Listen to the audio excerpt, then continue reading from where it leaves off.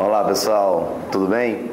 Pessoal, hoje, começando então, dando continuidade ao nosso curso de matemática, entramos no terceiro módulo, o módulo que já está inclusive à sua disposição aqui ao lado. Você já sabe, aqui do lado ó, tem um botãozinho para pegar o arquivo PDF. É o módulo número 3, o que trata de razão e proporção. Você deve estar imaginando, caramba, isso tem em todo concurso, de fato.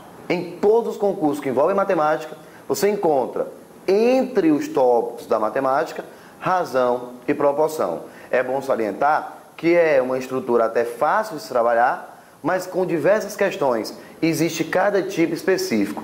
Espero que a gente consiga abordar o máximo de questões possíveis, perfeito? Sem dar muita continuidade à conversa, bora começar a trabalhar? Começamos então, pegando a questão número 1, para lembrar algumas besteirinhas sobre razão. E logo em seguida pegamos a questão número 5 para lembrar de escala, uma das razões especiais que nós temos aí no nosso material. Perfeito? Então vamos lá. Começando o trabalho. Primeira questão. Pense em dois números naturais. Números naturais, Thiago, que seriam aqueles números inteiros a partir de quem? Do zero. 0, 1, 2, 3, 4, 5, 6, 7, daí por diante. Perfeito? Então ele diz, pensa em dois números naturais, ponto.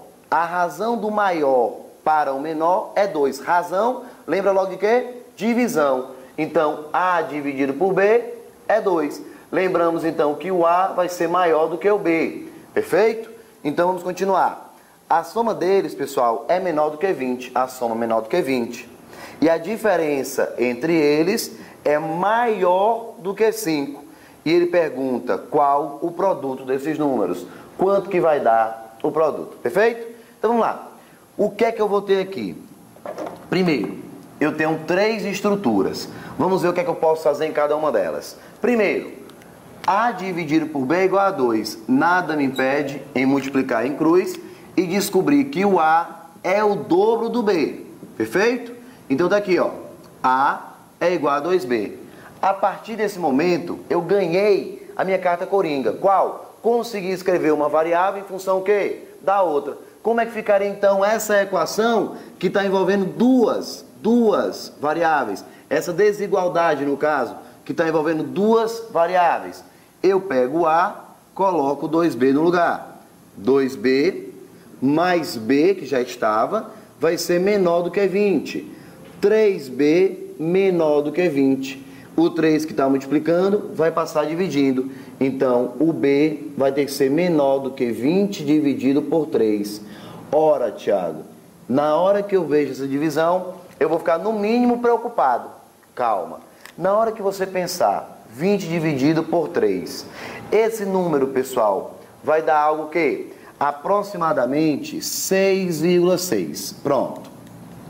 Vamos então aproximar. Perfeito? Na hora que você faz essa aproximação, você vai encontrar então aproximadamente 6,6. Fechado?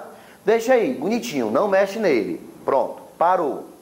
Quando você passa para cá, você encontra outra desigualdade envolvendo duas variáveis. Mas você deve lembrar que uma já está escrita em função da outra. Pega e substitui. O que é que eu vou ter? No lugar do A, eu posso colocar 2B, menos B que já estava, tem que ser maior do que 5. Portanto, o B tem que ser maior do que 5. Por quê, Thiago? 2B menos B, B maior do que 5. Pode parar agora. Pode parar. Olhe para o que você concluiu. Você concluiu que o B tem que ser um número menor do que 6,6 e concluiu que tem que ser um número maior do que 5. Aí você deve estar pensando assim, caramba, menor do que 6,6 e maior do que 5, lembrando que A e B são números naturais, portanto tem que ser um número inteiro. Eu te pergunto, pessoal, qual é o único número inteiro que consegue ser maior do que 5, não podendo ser o próprio 5, maior do que 5. Qual é então o número inteiro maior do que 5, que é também menor do que 6,6? Se você estiver pensando com calma, que eu sei que é exatamente o que está acontecendo, você iria concluir então que o B tem que ser exatamente quanto? 6. 6 é exatamente o valor do B. Então, ele é menor do que 6,6? É maior do que 5? Também. É o único número que consegue satisfazer as duas condições. Portanto, o B é igual a 6. Bem, eu gostaria já de ter terminado, mas infelizmente ainda não aconteceu, porque a questão pede o produto entre A e B. E eu descobri apenas o valor do B. Para que eu não tenha problema, o que é que eu vou fazer? Encontrar o valor do A. Como eu já sei que o A é 2 vezes B, eu posso escrever A igual a 2 vezes B. Lembrando a todos que o B é igual a 6. Então, eu concluo que o A será igual a 12. Bem, rapaziada, a partir do momento que eu encontro o A igual a 12 e o B igual a 6, não tem mais o que fazer. Não, a partir de agora é por conta de vocês. É só você chegar aqui, ó, e jogar o valor na minha estrutura. Como? O A, 12, vezes o B, que é 6. Ora, se a questão está pedindo produto, eu já tenho o resultado sem nenhum problema, que seria 72. Onde é que eu vou encontrar isso aqui? No item A. A de certeza da sua aprovação, perfeito? Então, A seria a resposta da questão de número 1 do módulo de razão e proporção, perfeito? Espero que não tenha ficado nenhuma dúvida, já lembrando alguns detalhes básicos da matemática, para que você possa estar matando a questão, perfeito? Bem, passamos agora para uma questão que fala de escala. Bem, pessoal, eu tenho que lembrar que escala, sempre quando aparece nas questões de concurso, ela sempre vem com o intuito principal de fazer você errar. Por quê? Porque é cheio de detalhes. Bem, mas Thiago, eu pensei que fosse tão fácil.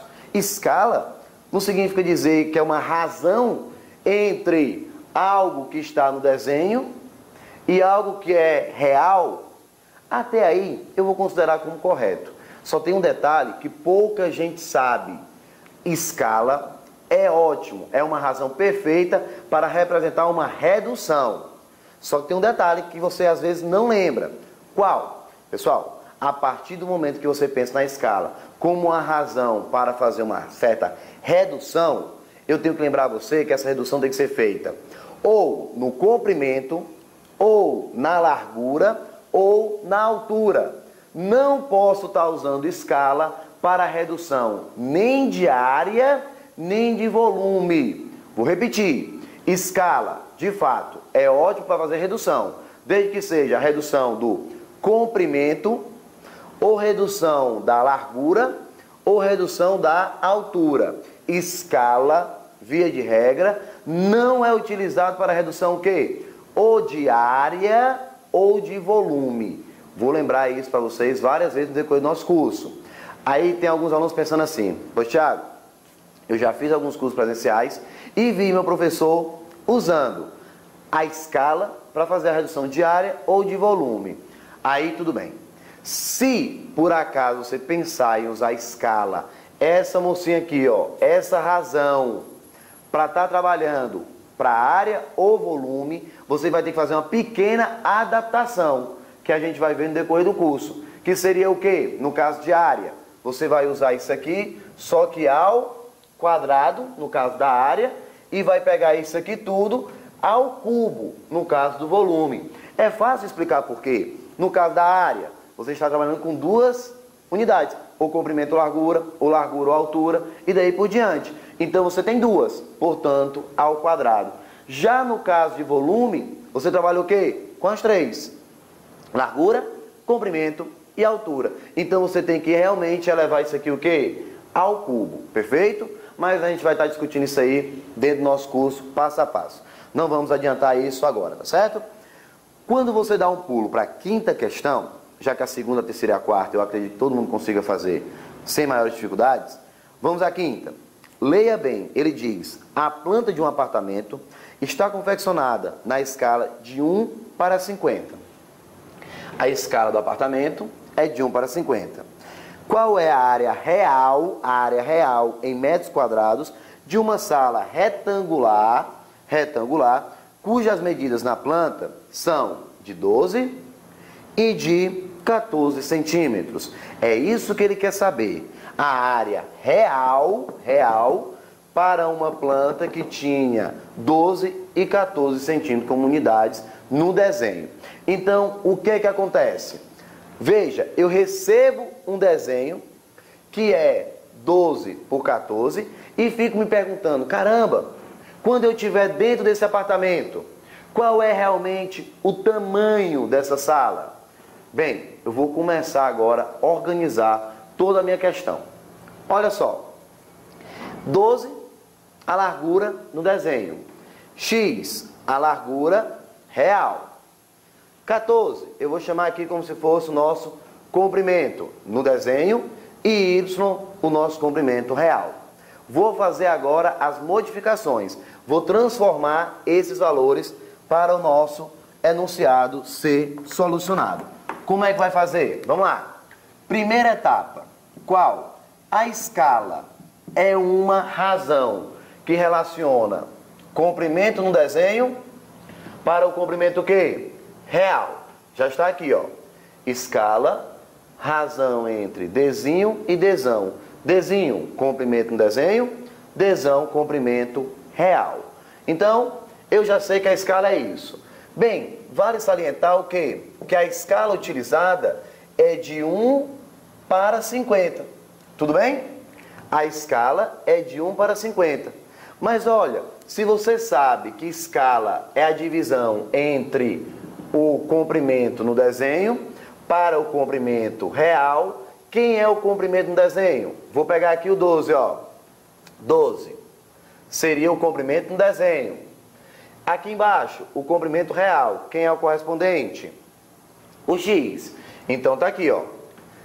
1 está para 50, assim como 12 está para X.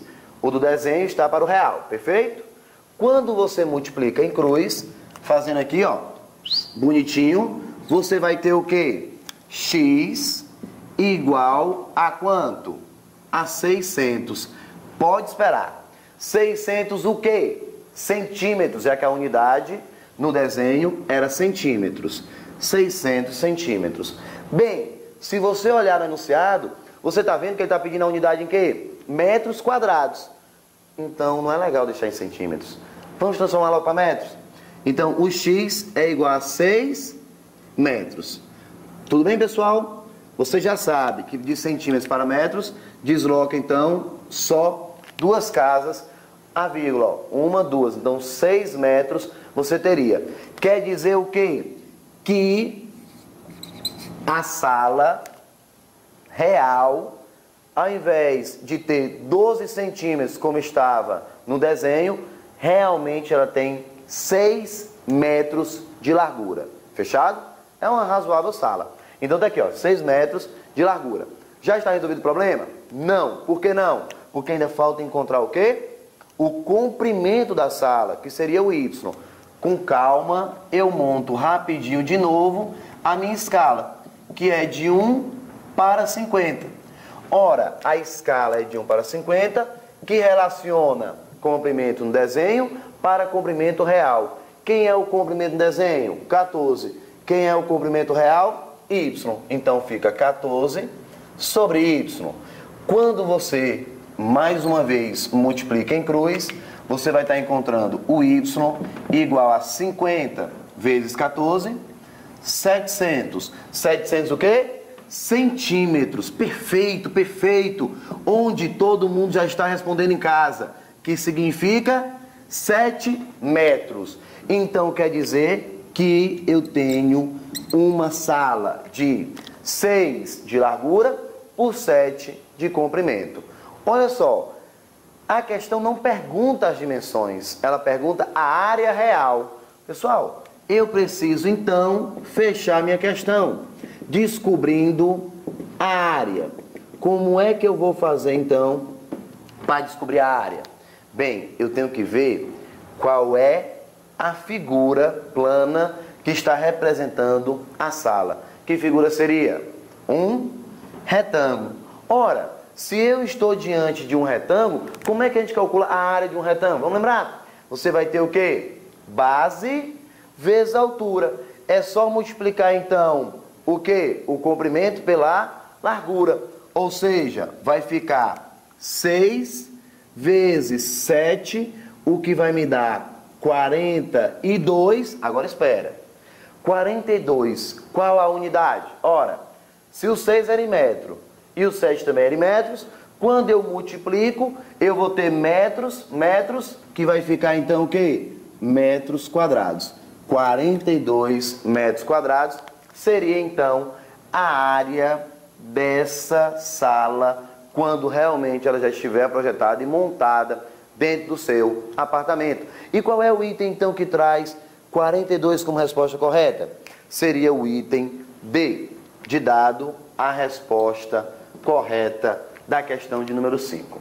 Perfeito, pessoal? Então tá aí, primeira questão, quinta questão, só para já dar o gostinho do que vocês vão encontrar no decorrer desse módulo. O terceiro módulo, o de razão e proporção. Perfeito? Um forte abraço.